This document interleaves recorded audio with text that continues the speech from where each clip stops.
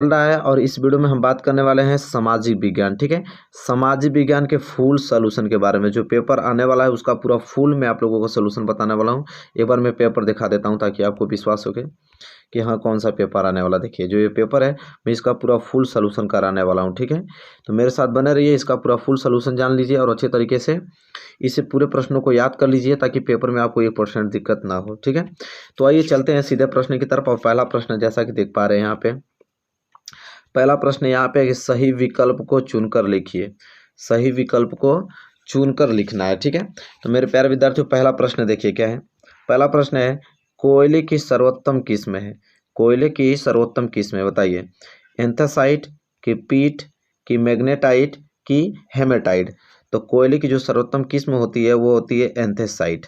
क्या होती है? एंथ्रासाइट। क्वेश्चन नंबर पहले का फर्स्ट आंसर होगा एंथ्रासाइट। ठीक है, क्लियर। चलिए अब क्वेश्चन नंबर दूसरे की तरफ बढ़ चलते हैं। क्वेश्चन नंबर दूसरा है कि 1800 क्रांति के विद्रोह की पहली घटना कहाँ पर हुई। 1857 क्या जो विद्रोह की पहली घटना कहाँ हुआ, बताइए। बैरकपुर छावनी कि मेरठ कि दिल्ली कि कानपुर। ठीक है, बताइए क्या होगा इसका सही आंसर। तो 1857 के विद्रोह की जो पहली घटना हुई थी वो मेरठ हुई थी। कहाँ? मेरठ में हुई थी। कहाँ पे? मेरठ में हुई थी। इसलिए ऑप्शन बी इस क्वेश्चन का क्या हो जाएगा, सही आंसर हो जाएगा। ठीक है, चलिए क्वेश्चन नंबर तीसरे की तरफ बढ़ चलते हैं। क्वेश्चन नंबर तीसरा है कि बंगाल विभाजन किसने किया। क्वेश्चन क्या है कि बंगाल विभाजन किसने किया, बताइए। लॉर्ड्स कर्जन ने कि लॉर्ड्स रिपन ने कि विलियम वेंटिक ने कि महारानी विक्टोरिया ने, बताइए बंगाल विभाजन किसने किया। तो बंगाल विभाजन लॉर्ड्स कर्जन ने। क्या? लॉर्ड्स कर्जन ने। ऑप्शन ए इस क्वेश्चन का क्या हो जाएगा, सही आंसर हो जाएगा। ठीक है, किसने? लॉर्ड्स कर्जन ने। चलिए बढ़िए नेक्स्ट क्वेश्चन की। क्वेश्चन नंबर चौथा।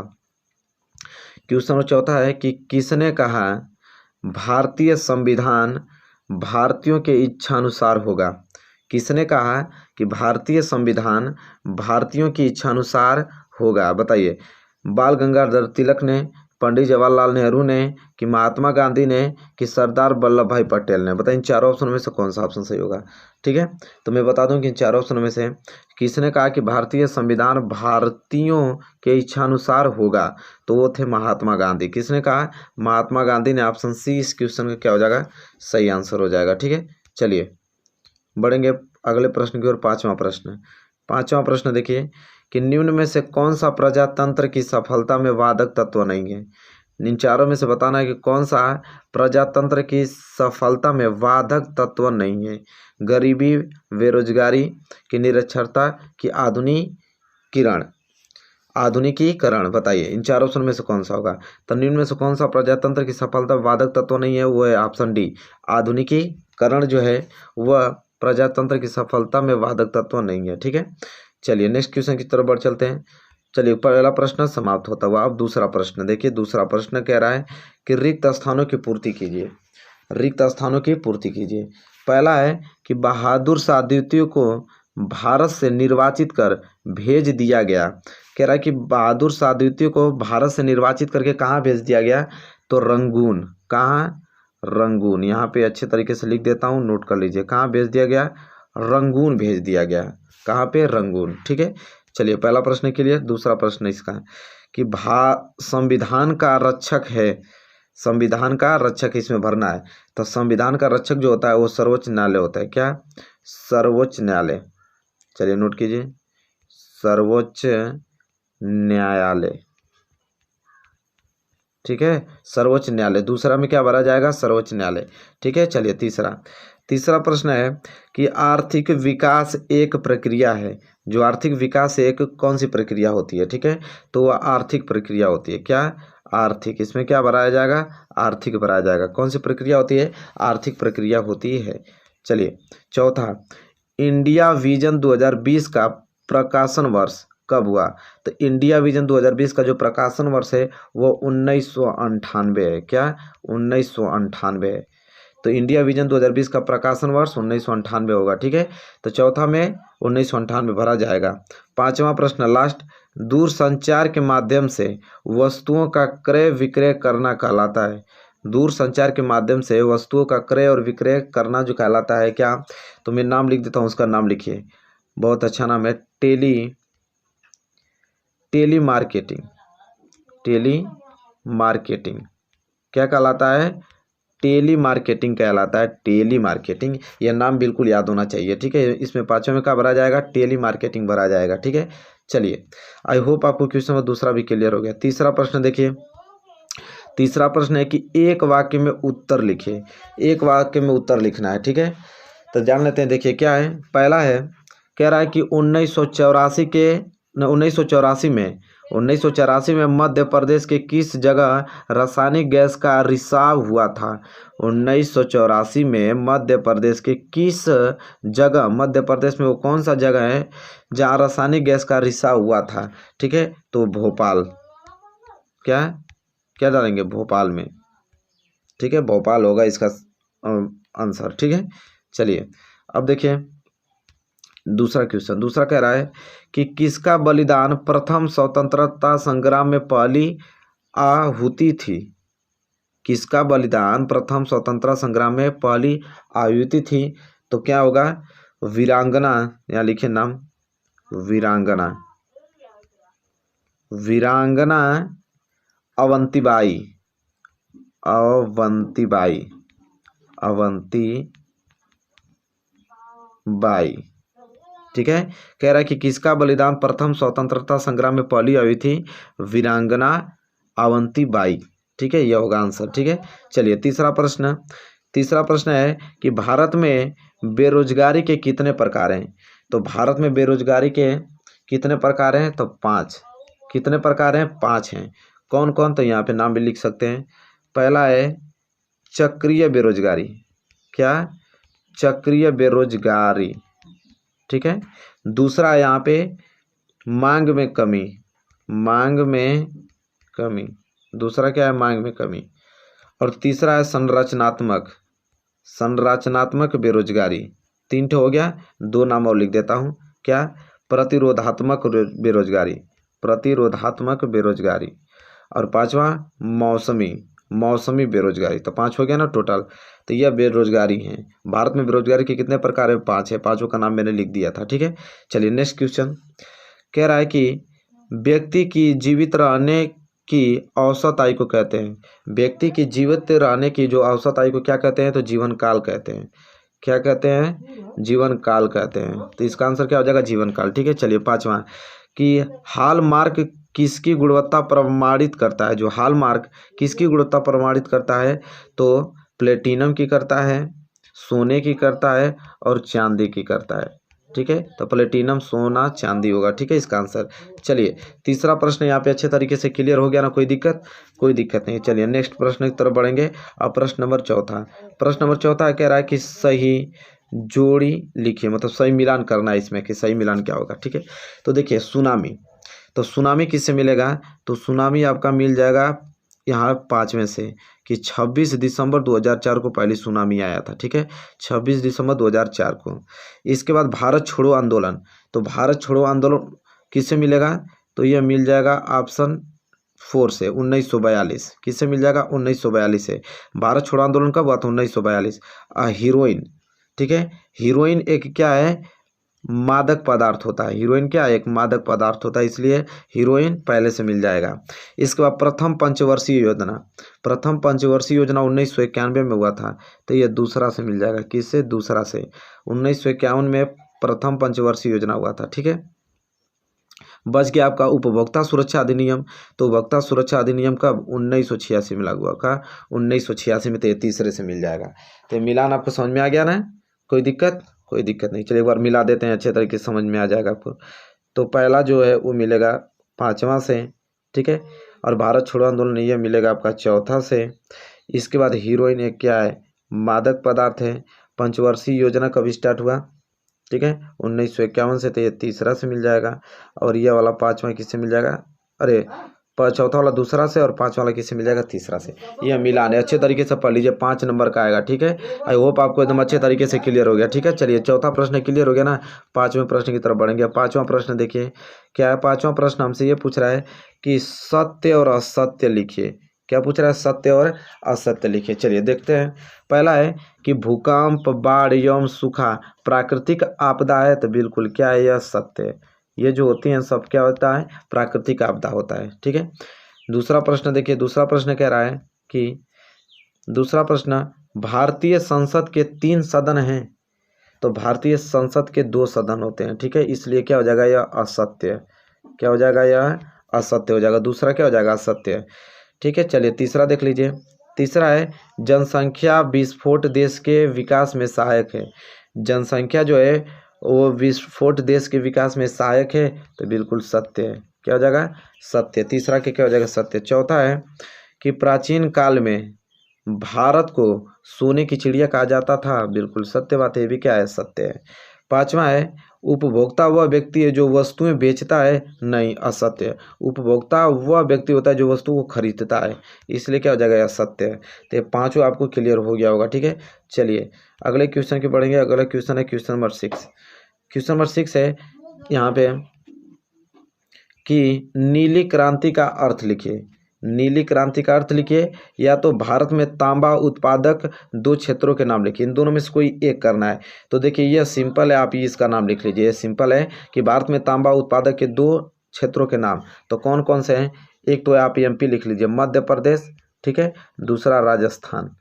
मध्य प्रदेश और राजस्थान ये भारत में तांबा उत्पादक के क्षेत्र हैं। वैसे तो 3 है, झारखंड भी है। ठीक है, लेकिन 2 ही लिखना है, तो कोई लिख सकते हैं, मध्य प्रदेश, राजस्थान और झारखंड में से कोई 2 लिख लीजिएगा। तो यहाँ से प्रश्न नंबर 6वां भी क्लियर हो गया ना, ये बहुत इंपॉर्टेंट है। चलिए क्वेश्चन नंबर 7वें की तरफ बढ़िए थे। क्वेश्चन नंबर 7वां है, कह रहा है कि सूखा आपदा के लिए उत्तरदायी 2 मानवीय कारक लिखे। सूखा आपदा के लिए उत्तरदायी 2 मानवीय कारक लिखना है। ठीक है। तो पहला है, यहाँ लिख लीजिए, पहला पक्षियों को लाल मसूर खिलाएं। ठीक है।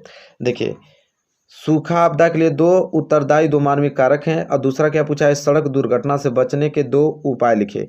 तो इस प्रश्न को छोड़ देता हूँ, इस प्रश्न को बता देता हूँ क्योंकि इजी यह है। सड़क दुर्घटना से बचने के 2 उपाय, तो सड़क दुर्घटना से बचने के 2 उपाय हैं कौन कौन। पहला है पक्षियों को लाल मसूर खिलाएं। लाल मसूर खिलाएं, यह आपका पहला उपाय है सड़क दुर्घटना से बचने का। और दूसरा उपाय क्या है, यहाँ नोट कीजिए। दूसरा है हनुमान मंदिर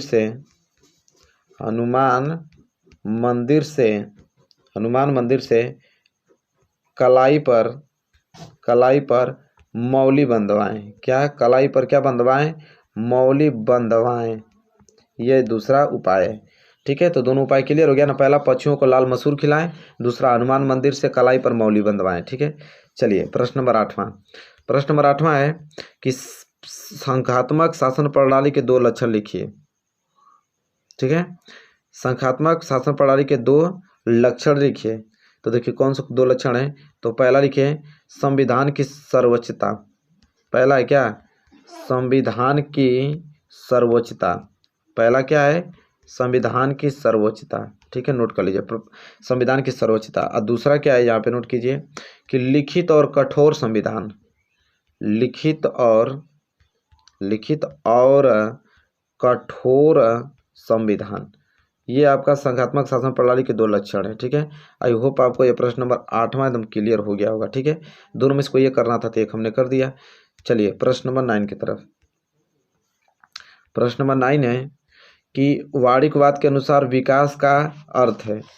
फिर कह रहा है कि राष्ट्रीय आय की गणना किस समय अवधि में की जाती है। तो यह प्रश्न को मैं छोड़ देता हूँ, यह प्रश्न बता देता हूँ कि राष्ट्रीय आय की गणना किस समय अवधि में की जाती है। ठीक है। तो मेरे प्यारे विद्यार्थियों 1 अप्रैल से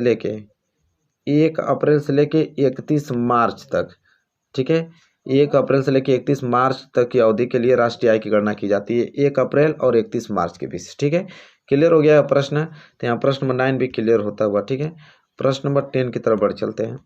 प्रश्न नंबर 10वां देखिए क्या है कि उपभोक्ता के 2 कर्तव्य लिखिए। फिर उपभोक्ता शोषण के 2 प्रकार लिखिए। ठीक है। तो मैं यहाँ पे ये वाला प्रश्न बता देता हूँ कि उपभोक्ता के 2 कर्तव्य कौन कौन से हैं। तो पहला है कि कम वजन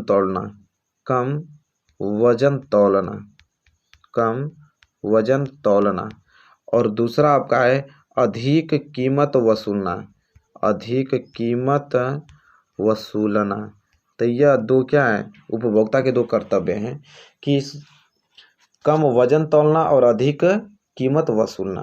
ठीक है, यह प्रश्न नंबर 10वां क्लियर होता है। ये दो नंबर का प्रश्न आता है। ठीक है, इसके बाद 3 नंबर का प्रश्न है जो कि आपको करना है। ठीक है, इसको सर्च मार के कहीं से भी आप इसको याद कर लीजिएगा। क्या कि हरित क्रांति के 3 विशेषताएं लिखिए या तो आंवले के 3 औषधीय उपयोग लिखिए। इसको आपको कर देना है। ठीक है, खोज के लिख लीजिएगा। आप मोबाइल पे गूगल पे भी सर्च करेंगे तो मिल जाएगा इसका आंसर। ठीक है, क्योंकि यही पेपर आने वाला है तो अच्छे तरीके से तैयारी करिए। 12वां प्रश्न है कि जनसंख्या विस्फोट के 3 प्रभाव लिखिए या तो बेरोजगारी दूर करने के कोई 3 उपाय लिखिए। इसको भी आप अपने से लिख कर लेना है। ठीक है, इसके बाद देखिए 13वां है प्रश्न कि प्रजातंत्र की सफलताओं में बाधक 3 तत्व लिखिए या तो मादक पदार्थों के सेवन के 3 प्रकार लिखिए। ये भी प्रश्न आप गूगल पर सर्च करके दोनों में से कोई एक याद कर लीजिएगा। 14वां प्रश्न है देखिए कि आर्थिक विकास की कोई 3 विशेषता लिखना है या तो विकसित एवं विकासशील देशों में कोई 3 अंतर बताना है। ये भी प्रश्न आपको तैयार करके ही जाना है जो कि 3 नंबर। अब प्रश्न जो आएगा ना वो 4 नंबर का आएगा। 4 नंबर के प्रश्न में कौन कौन से हैं कि काली मिट्टी की 4 विशेषताएं आपको लिखना है और वन्य प्राणी संरक्षण के 4 उपाय। तो इसमें से कोई एक लिख लीजिएगा। तो काली मिट्टी की 4 विशेषताएं लीजिए, आप इसको लिख पाओगे अच्छे तरीके से। ठीक है, चलिए 16वां प्रश्न देख लीजिए कि उग्र राष्ट्रवाद के उदय के 4 कारण लिखिए या भारत में राष्ट्रीय जागृति के 4 कारण लिखिए। यह भी प्रश्न आपको तैयार करके जाना है। ठीक है, चलिए 17वां देखें सविनय अवज्ञा आंदोलन चलाए जाने के क्या कारण थे या तो जंगल सत्याग्रह क्या था, इसको लिखिए। यह भी प्रश्न आपको आसानी से मिल जाएंगे यार, गूगल पे सर्च कीजिएगा आसानी से मिल जाएंगे, उसको लिख के याद कर लीजिएगा। ठीक है, इसलिए नहीं बता रहा हूँ कि इसका प्रश्न का उत्तर बड़ा बड़ा है, मेरे मोबाइल स्क्रीन में छोटा पड़ जाएगा, इसलिए मैं इसका उत्तर नहीं बता रहा हूँ, ये भी बता देता। ठीक है, चलिए प्रश्न नंबर 18वां देखिए कि भारत का संविधान लिखित एवं विस्तृत क्यों है, लिखिए कि भारत का संविधान लिखित एवं विस्तृत क्यों है। चाहे तो आप ये बता सकते हैं कि करी नागरिकता किसे कहते हैं। ठीक है, तो दोनों में से कोई एक प्रश्न सर्च करके याद करके जाइएगा जरूर से एग्जाम में। ठीक है, चलिए अगला प्रश्न देख लेते हैं 19वां कि प्रारूप समिति का क्या अर्थ है या तो भारतीय संविधान की 4 विशेषताएं लिखिए। ये भी प्रश्न आपको आसानी से मिल जाएगा, याद कर लीजिएगा। 4 नंबर का प्रश्न पूछा जाएगा। 20वां प्रश्न है व्यवस्थापिका के 4 लिखिए, मतलब 4 कार्य लिखिए या तो विधेयक पारित होने की प्रक्रिया क्या होती है उसको लिखना है। बहुत इजी टॉपिक है, आराम से इन प्रश्नों को याद करके आप अच्छे मार्क्स पा पाएंगे। उपभोक्ता के 4 अधिकार लिखना है या तो उपभोक्ता शोषण के 4 निदान लिखिए। ये भी आपको मिल जाएगा, आसानी से आप इसको याद कर पाओगे। 22वां प्रश्न सिंपल है कि दिए गए भारत के मानचित्र पर निम्नलिखित दर्शाए। भारत का एक मानचित्र आपको मिलेगा, उसी पर दर्शाना होगा कि मरुस्थलीय मिट्टी का क्षेत्र कहाँ है, काजीरंगा राष्ट्रीय उद्यान कहाँ है, मुंबई हाई कहाँ पड़ता है, बाढ़ प्रभावित क्षेत्र कौन है, कच्छ की खाड़ी कौन सा है। तो यह 5 जो टॉपिक दिखाई दे रहा है ना, आपको नक्शा मिलेगा, उसी पर आपको दर्शाना है। या तो वो कीजिए या तो आपको यह अथवा में आपको ये करना है कि निम्नलिखित मौसमी दशाओं को स्पष्ट करने हेतु संकेत हिम, ओला, धुंधला प्रकाश, वर्षा, कुंवरा, ये दर्शाना है आप लोगों को। और 23वां है कि महामारी से बचने के 5 उपाय लिखिए या तो आपदाओं के प्रभाव को कम करने के 5 उपाय लिखिए। ठीक है, तो सिंपल आप इसको आसानी से कर पाओगे मेरे प्यारे विद्यार्थियों। 24 प्रश्न है स्वतंत्रता सेनानी मंगल पांडे अथवा रानी लक्ष्मीबाई के बारे में लिखिए। ये भी प्रश्न आपको 5 नंबर के लिए पूछा जाएगा, आराम से मिल जाएगा गूगल पे। प्रथम स्वतंत्रता संग्राम के 5 महत्व लिखिए, दोनों में इसको एक ही करना है। ठीक है, चलिए 25वां प्रश्न देखिए। 25वां प्रश्न क्या है कि भारतीय राष्ट्रीय कांग्रेस की स्थापना के 5 उद्देश्य लिखे या तो मध्य प्रदेश के राष्ट्रीय चेतना की जागृति हेतु प्रकाशित होने वाली समाचार पत्रों के नाम लिखना है। ये भी चीज़ें आपको आसानी से उपलब्ध मिल जाएंगे और इसे आप आसानी से कर पाओगे। ठीक है, चलिए प्रश्न नंबर 26 कि भारत के प्रधानमंत्री की शक्तियाँ लिखिए या तो राज्यपाल के 5 कार्य लिखिए। तो ये भी प्रश्न आप आसानी से कर पाओगे। इसके बाद ये जो मानचित्र आप लोगों को मिलेगा खुद स्कूल में, तो ये आप आसानी से कर पाओगे। तो मेरे प्यारे विद्यार्थियों सारे टॉपिक मैंने कवर करा दिए। अब हमको नहीं लगता है कि आप एक भी प्रश्न छोड़ के आओगे, सारे प्रश्न करके आओगे। ठीक है, पूरा फुल में फुल मार्क्स आपका आएगा। ठीक है, पूरा। तो आई होप आपको क्लियर हो गया होगा मेरे प्यारे विद्यार्थियों। ठीक है, चलिए वीडियो अच्छा लगे तो प्लीज़ लाइक कीजिए और चैनल पर नए तो चैनल को सब्सक्राइब करके बेल आइकन को प्रेस कर लीजिए। मिलेंगे आपसे नेक्स्ट वीडियो में, तब तक के लिए धन्यवाद।